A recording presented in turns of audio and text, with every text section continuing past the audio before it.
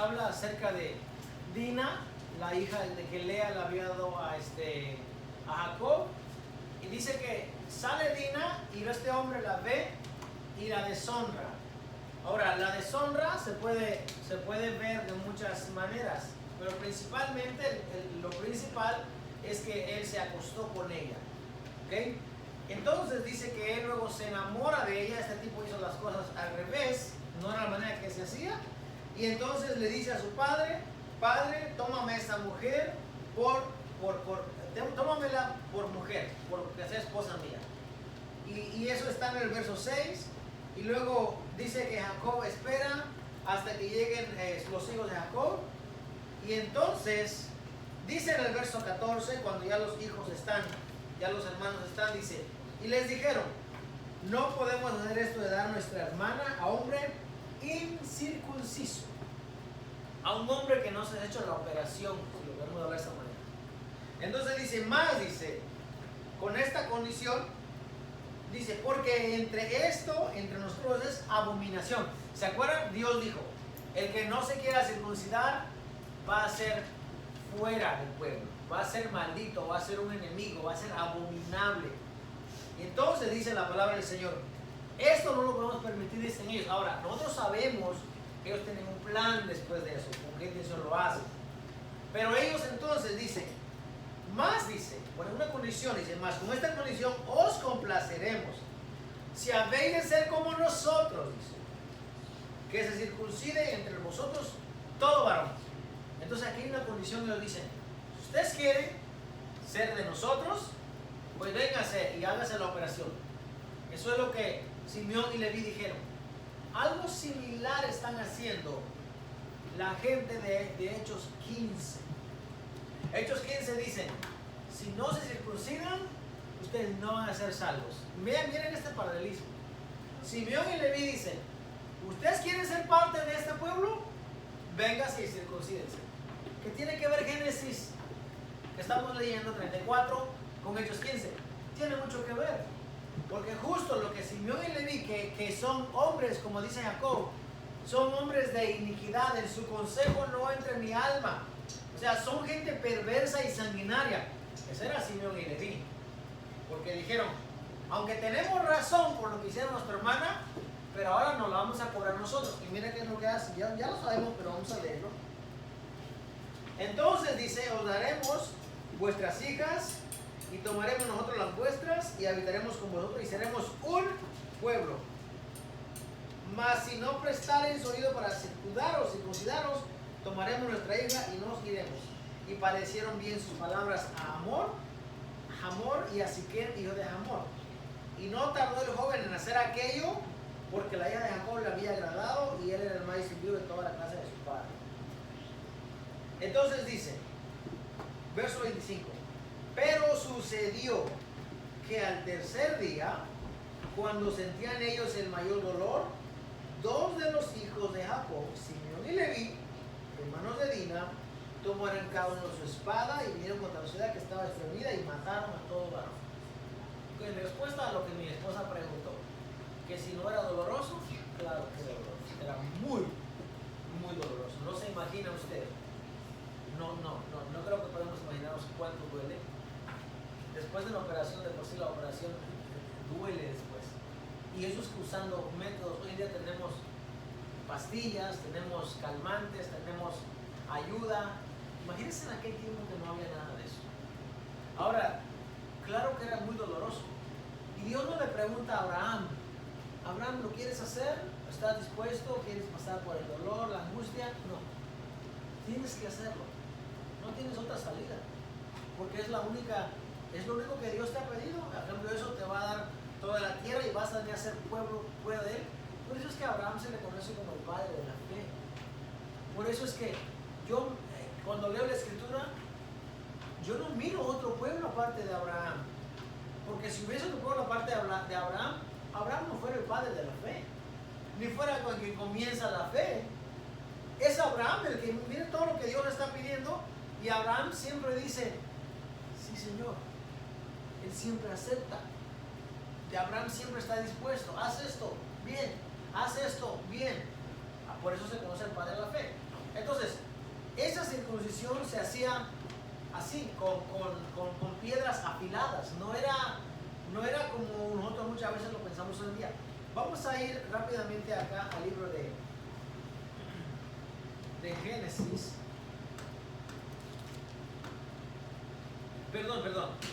De Éxodo, Shemot 4:23.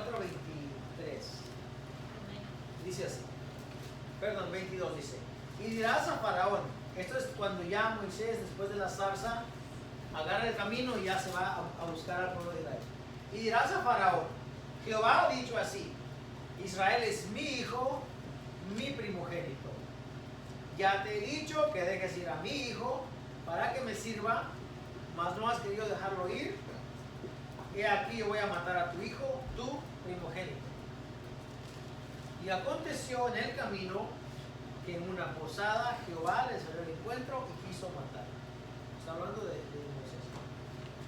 Entonces Séfora tomó un pedernal afilado, una piedra, y cortó el prepucio de su hijo y lo echó a sus pies, diciendo: a la verdad, tú me eres un esposo de sangre.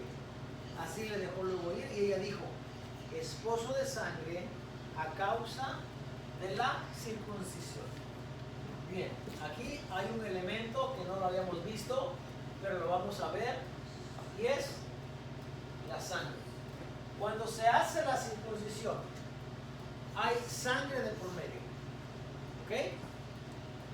Esta mujer, Séfora, dice que cuando el ángel de Jehová, o cuando Dios le sale al encuentro, dice que ella agarra un pedernal o una piedra afilada y hace la operación allí y corta. Ahora dice, ¿por qué Dios viene contra Moisés? Por alguna razón, no me pregunte cuál es porque no lo sé, la Biblia no dice, pero Moisés tiene dos hijos, Eliezer y Gersón, o Gerson. Y uno de ellos no está circuncidado. No sé por qué no está circuncidado, pero no está. Quizás, bueno, mucha gente, muchos lectores dicen, es una representación de nosotros como gentiles. Eso es lo que la gente dice. No sé si es verdad. Porque uno dice, es el hijo, el pueblo que salió desde Abraham y el que es escogido, y el pueblo que es que está en pacto, ¿verdad? La circuncisión, tú y tu descendencia van a circuncidar, esa es la señal del pacto. Pero hay otro que no es en pacto. Posiblemente ese otro que no es en pacto sean los gentiles, representan los dos hijos. Es una representación únicamente. Entonces uno no está circuncidado. Ahora, al no estar circuncidado, pero Moisés es parte del pueblo, Moisés debió haber seguido el mandamiento que se le dio desde Abraham. Abraham, Isaac, Jacob, Rubén, Simeón, Leví, Judá. Y ahí llegamos hasta que llegamos a la tribu de Leví. Y de Leví pues llegamos a Amram, que Amram es el padre de Moisés. Debió haber sido Moisés circuncidado a sus dos hijos, pero solamente circuncida a uno. No sé por qué. Yo no sé si en aquella tierra las leyes que regían eran otras. Moisés, al ser un forastero y viene a ser hijo de Jetro, Moisés tenía que adaptarse a las leyes y ordenanzas de Jetro. No sé cuál es la razón, pero no estaba circuncidado. Entonces, cuando el ángel de Jehová se le aparece y lo quiere matar, dice, Séfora inmediatamente relaciona que es quien viene es Jehová a matarlo. ¿Por qué? Porque no es pueblo. Entonces viene y hace la circuncisión.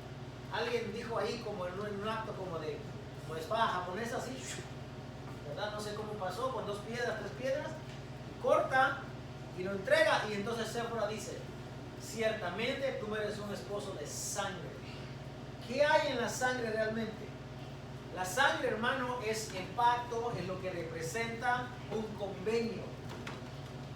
Los antiguos, créanme, los antiguos se cortaban la mano cuando hacían un trato, y ahora mi sangre está ligada a tu sangre y es un pacto perpetuo. Así como el pacto de sal. ¿Has escuchado el pacto de sal? Bueno, el pacto de sal consiste de la siguiente manera. Nosotros nos encontramos en el camino, hacemos un trato, un negocio. yo agarro mi sal que traigo en mi cinto muchas veces dentro del cinturón. ¿No ves cómo está esa bolsita aquí? Miren. Miren. Este pantalón tiene un propósito. Se saca el cinturón y hay un lugar especial donde guardan la sal. La sal era algo que los caminantes tenían todo el tiempo. ¿Qué pasa cuando usted se deshidrata en el calor? ¿Qué pasa cuando usted camina, cuando usted trabaja mucho? Pierde minerales. Y esos minerales usted tiene que replenis, tiene que tomarlo otra vez. Por eso hoy en día hay todas esas bebidas que hay, que replenen su fuel y que no sé qué. Bueno, en aquel tiempo no había nada de eso. Ellos cargaban sal. La sal era medicinal, en caso de alguna cortada, algún insecto le picaba. La sal también servía para la hidratación, también lo servían para los alimentos y también lo servían para hacer un trato, un pacto. Entonces los hombres se encontraban, hacían un trato y decían, bueno, aquí está mi sal, y me das tu sal, y ahora mire, revolvemos la sal y este pacto, nadie lo puede anular. ¿Cómo voy a agarrar mi sal otra vez y la sal tuya? ¿Cómo sabes? No hay manera. Por eso, esas son las maneras en las que se hacían pactos. Bueno, también entonces se cortaban las manos, mezclaban la sangre y decían, este es un pacto hecho, jamás deshecho, ya no se puede. Entonces la circuncisión es la señal, ese requerimiento que Dios pide a Abraham y a su pueblo para que vengan a ser pueblo. Y créanme, todos los judíos, vamos a ir al libro de Josué, porque en el libro de Josué también hay un pasaje, me parece que es Josué 4. Entonces el hijo de Moisés, o sea, no es que haya quedado incircuncidado, sino que después lo hicieron. Bueno, lo hicieron ahí en ese instante. En ese momento. Séfora, sí. Séfora viene, hace la circuncisión. Y entonces, en Josué 5, perdón, dice la palabra del Señor. Cuando todos los reyes de los amorreos que estaban al otro lado del Jordán, al occidente, y todos los reyes de los cananeos que estaban cerca del mar, oyeron cómo Jehová había secado las aguas del Jordán delante de los hijos de Israel, hasta que hubieron pasado, desfalleció su corazón, y no hubo más aliento en ellos delante de los hijos de Israel. En aquel tiempo Jehová dijo a Josué, hazte cuchillos afilados y vuelve a circuncidar la segunda vez a los hijos de Israel. No se había descubierto todavía el hierro en aquel tiempo. Los cuchillos afilados eran de piedras en su mayoría. Y entonces dice, hazte cuchillos afilados y vuelve a circuncidar la segunda vez a los hijos de Israel. Ok, aquí hay una segunda circuncisión.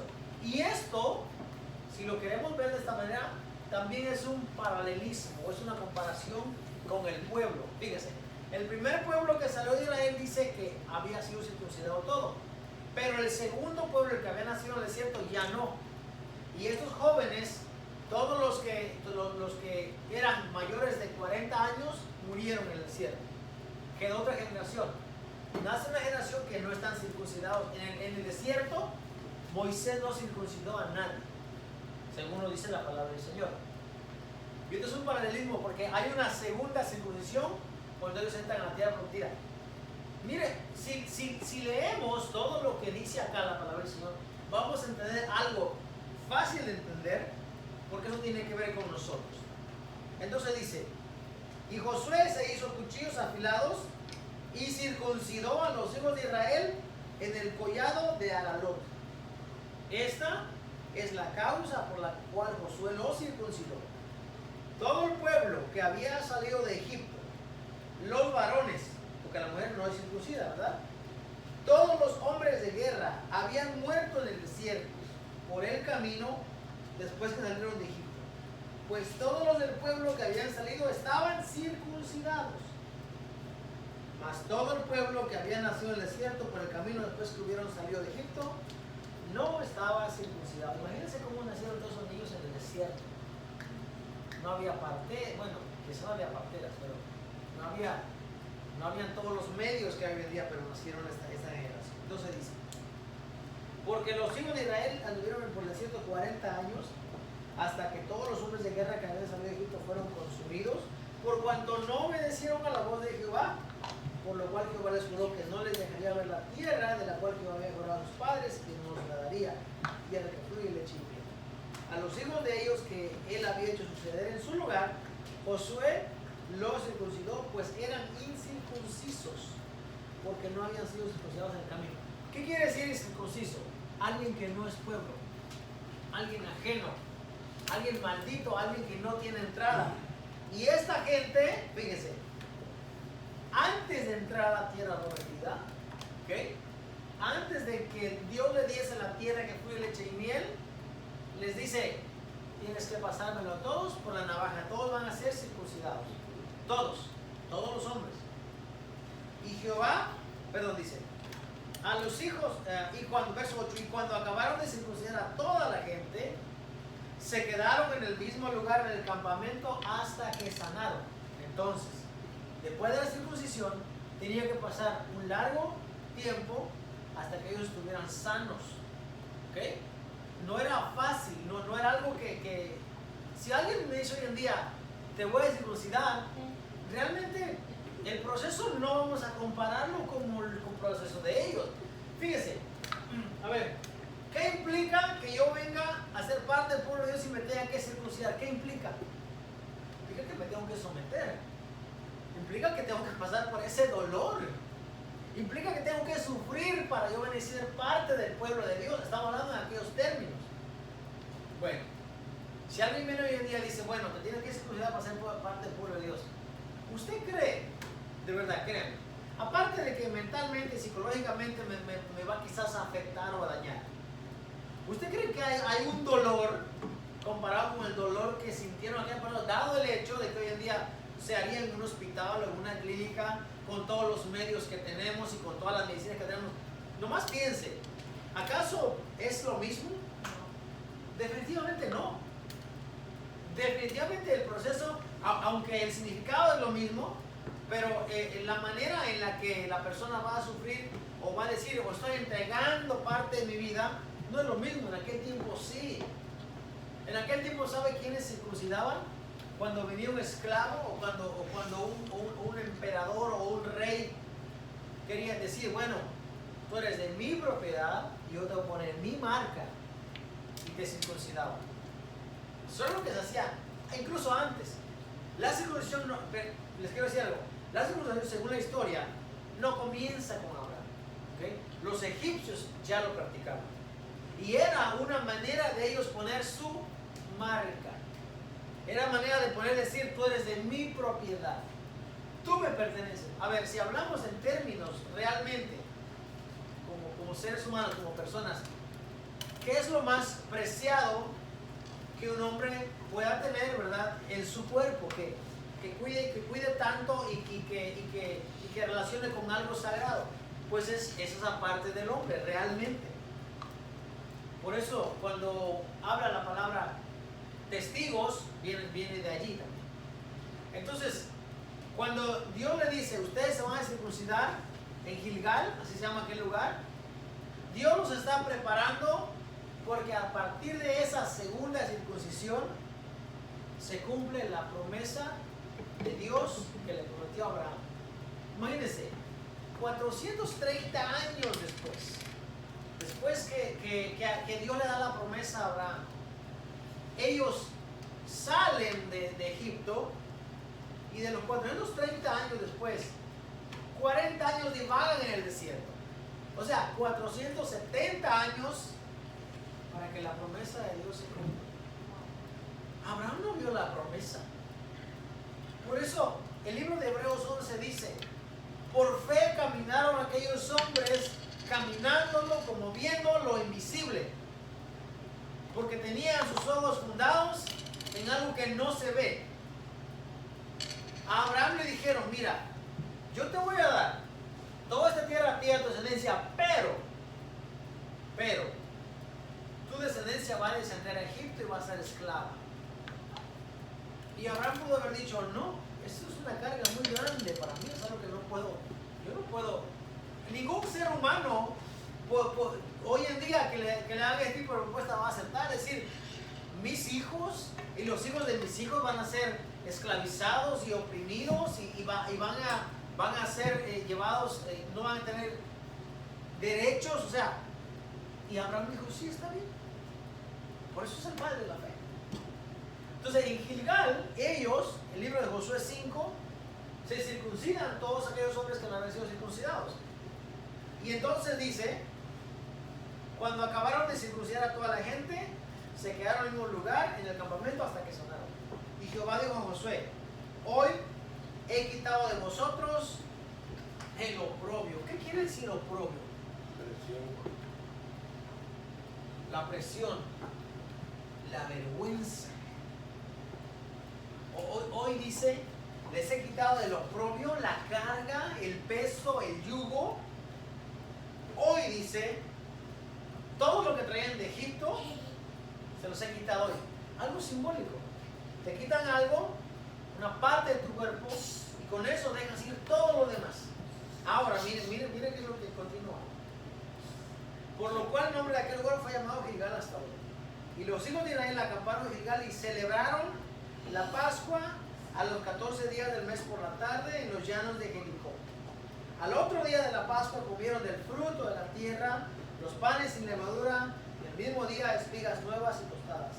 Y el maná cesó el día siguiente, desde que comenzaron a comer el fruto de la tierra los hijos de Israel. Nunca más tuvieron maná, sino que comieron de los frutos de la tierra de Canaán de aquel año. ¿Qué tiene que ver esto con nosotros? El pueblo es circuncidado, se le quita la carga, se le quita el oprobio, ya no son más pueblo extranjero, vienen a ser pueblo. El apóstol Pablo dice, de modo que si alguno está en Cristo, dice, nueva criatura es. ¿Qué había en la vida vieja de ellos? Había oprobio, había vergüenza, había carga, había afrenta. Ellos todavía no habían celebrado la Pascua, porque la Pascua no la pueden celebrar si no están circuncidados. Así dice la palabra del Señor. No la pueden celebrar. Entonces, después que se le quita el oprobio, la vergüenza, después que se hace la circuncisión, dice, cesa el maná, comen el grano nuevo, celebran la Pascua, y ellos vienen a ser pueblo. Les estoy dando este contexto porque cuando se enseña esa parte del libro de Filipenses, nomás dicen esto: hoy en día no se tiene que circuncidar y ya se acabó. Hay que explicarlo. Hay que dar al hermano, o al alumno, o al estudiante de qué está refiriendo el apóstol Pablo. Ahora, vamos a ver qué tiene que ver eso con nuestra salvación. Porque aunque hay muchos paralelismos, muchas imágenes aquí que lo podemos comparar, ¿okay? Acá se está refiriendo a algo terrenal, siempre mantenga eso en mente. Esta promesa de Abraham, aunque tiene un contexto espiritual, pero en esos momentos ellos lo están viendo terrenal. A ver, la tierra que Josué y los hijos de Israel pasaron a poseer era algo terrenal. El Canaán era algo terrenal, algo que ellos, dice la palabra del Señor, que podían tomar de los frutos y podían cargar un racimo de uva entre dos personas. Ahora, si literalmente fue así o no fue así, no lo sé. Pero la escritura dice que esa tierra era una tierra donde fluía leche y miel. Imagínense, ¿qué es lo que se necesita para usted vivir? Se ha comprobado realmente que si usted tiene leche y miel, usted puede vivir, no necesita nada más. Ahora, cuando dice leche, ¿qué se está refiriendo? Que hay pastizales, que hay muchos lugares donde puedes apacentar tu ganado y puedes tomar de la leche y comer de aquella carne de este rebaño. Miel, ¿qué quiere decir? Muchas veces pensamos, había muchas abejas, muchos conejos. Posiblemente lo había, porque al haber muchas flores, claro que hay muchas abejas, pero no solamente eso. Cuando ellos tomaban los frutos de las palmeras, los dátiles, que contienen una alta cantidad de proteínas y vitaminas, son tan dulces también. Los dátiles, las palmeras, hoy en día no tienen, los venden, los venden a veces, aunque ya son productos de California, pero los del Medio Oriente son diferentes, pero el concepto es el mismo. Una tierra que fluye leche y miel es una tierra donde van a tener frutos, vas a tener mucho que comer, mucho en que regocijarte, en fin, todo era literal.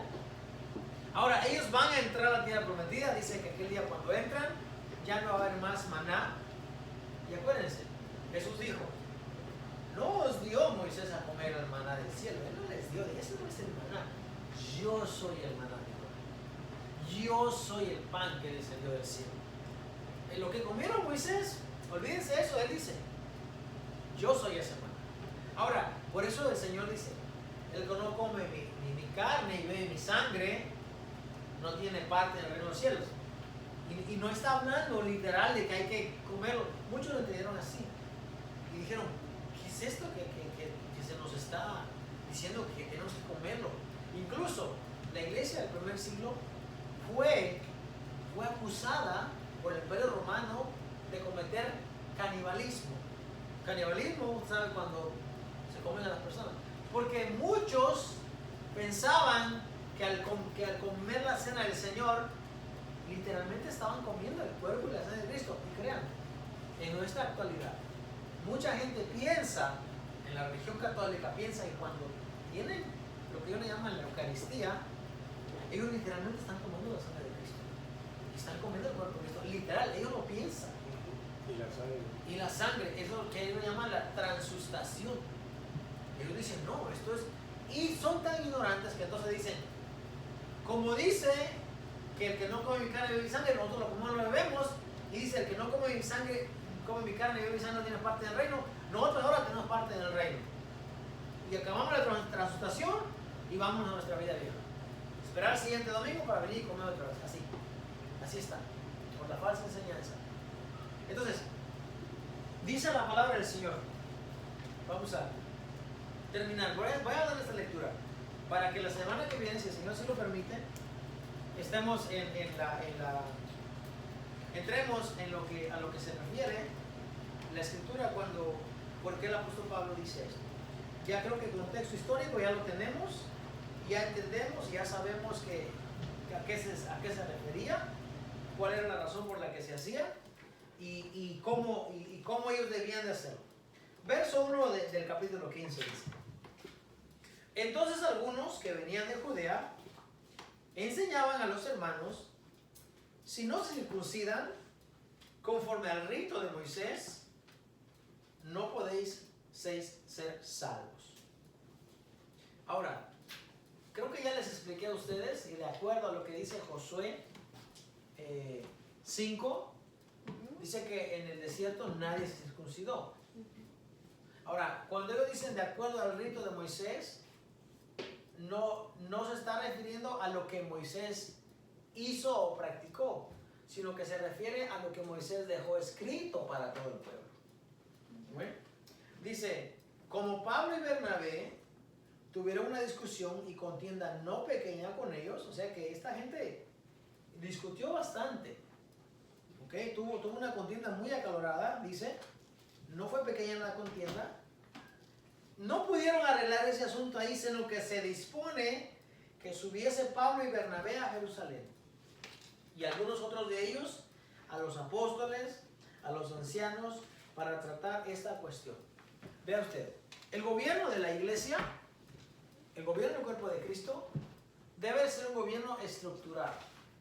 Yo siempre he dicho, es cierto que en estos momentos y en este tiempo nosotros no tenemos un gobierno dentro de la iglesia, dentro del templo, porque todavía no es necesario, todavía nosotros podemos, no tenemos cuestiones como un pueblo grande ya tiene. Pero cuando hay un pueblo de más de 20, creo que 15 o 20 personas, se debe constituir un gobierno. Ahora, fíjese, gobierno no para que opresione y para que subyuga al pueblo, definitivamente esa no es la idea. Un gobierno es para que trate las cuestiones que tienen que ver con el pueblo. El apóstol Pablo dice, ¿osa alguno de ustedes, dice, en ir a resolver sus problemas delante de los impíos? Dice el apóstol Pablo.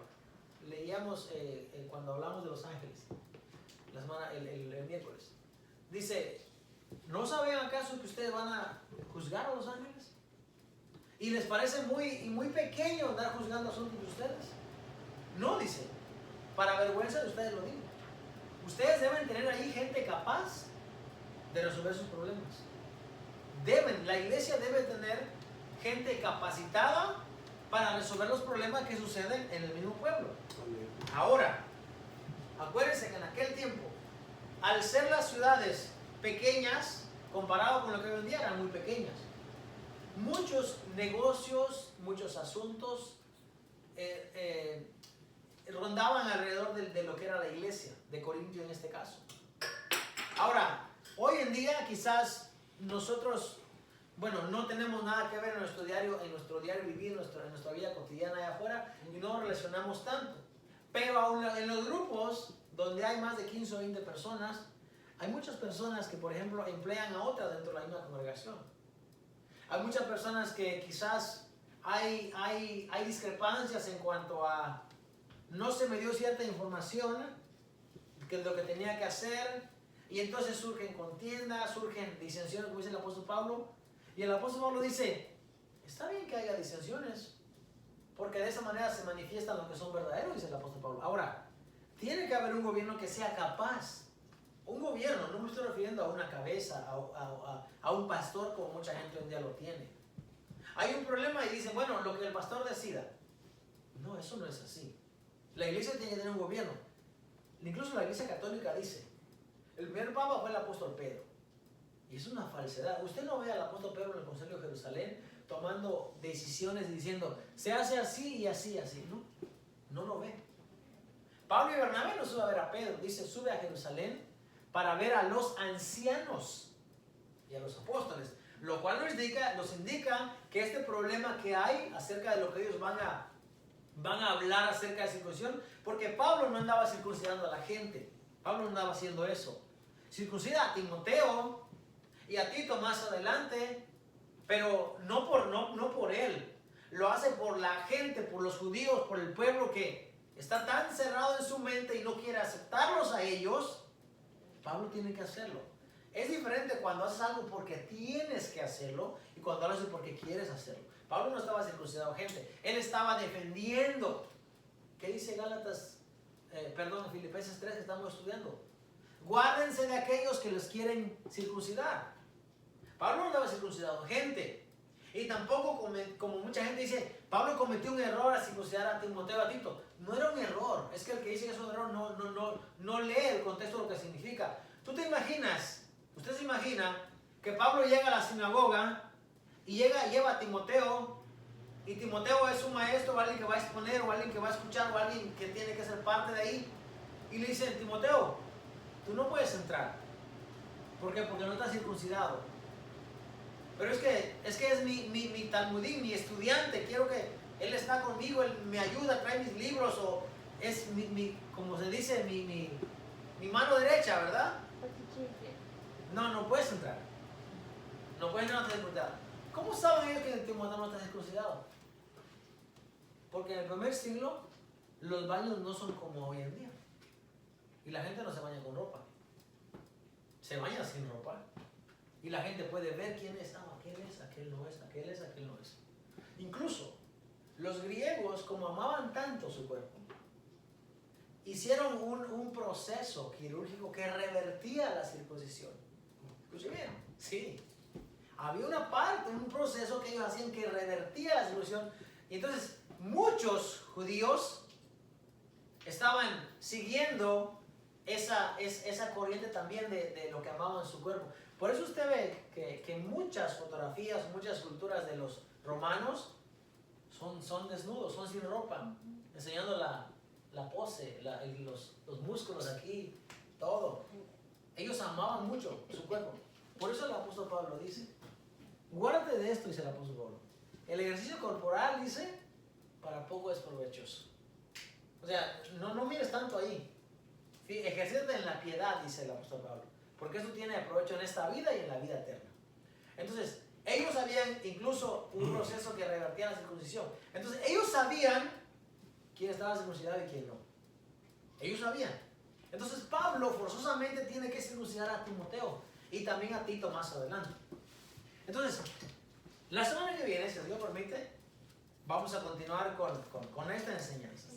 Y nos vamos a quedar en Hechos 15. Porque en Hechos 15, entonces, el apóstol Pablo, junto con los ancianos, los oficiales de allí, van a llegar a un acuerdo, que es es lo que se debe hacer, y aquí es donde entramos nosotros, realmente. Les quise dar este contexto histórico y cómo se relaciona la Biblia, qué significa la Biblia, para nosotros poder entender lo que a eso se refiere. ¿Alguna pregunta? ¿Y dónde explica en la Biblia que cómo ellos revertían la circuncisión?